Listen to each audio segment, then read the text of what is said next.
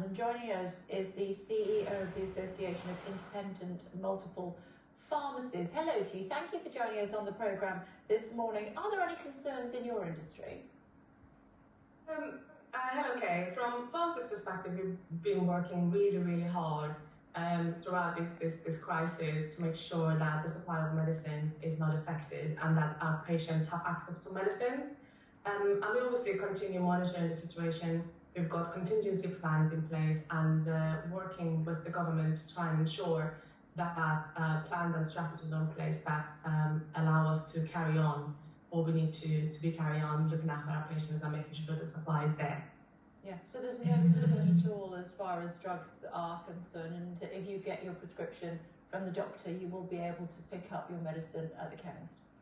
Yeah, so at this stage, obviously, as I said, we've got contingency plans in place to make sure that nothing is affected. And, you know, when you look at what pharmacists achieved throughout the pandemic, we kept our doors open. We made sure that vulnerable patients got their medicine on time. And, you know, we participated in COVID vaccination service and all of that. So we haven't let our patients down.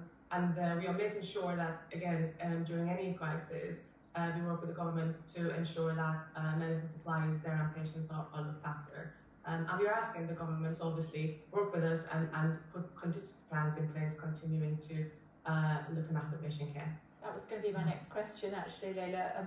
What do you need from the government, if anything, at the moment? We need the government to ensure that they are working with us, that they are communicating with us in advance, that there are robust strategies in place to make sure that supply chain and supply of medicines is prioritised, and that you know, we can continue carrying out the services that we carry now. Particularly, you know, a lot of vulnerable patients are dependent on the services that they receive from their pharmacies, and we have to make sure that this continuous service is ongoing. I read an article that you wrote in the Telegraph recently when you were saying that pharmacies have stepped up during COVID. Tell me a bit more about that. Well, during the pandemic, throughout the lockdowns and all the challenges that were thrown at pharmacies, I mean, if you think about it, in the beginning we didn't have PPE and we were prioritising our patients' health above our own, and we kept our doors open and we delivered the care through our showcasing resilience and our staff showcased a lot of courage.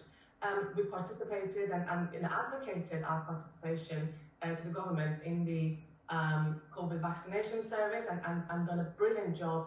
The feedback has been extremely positive around what pharmacists have achieved.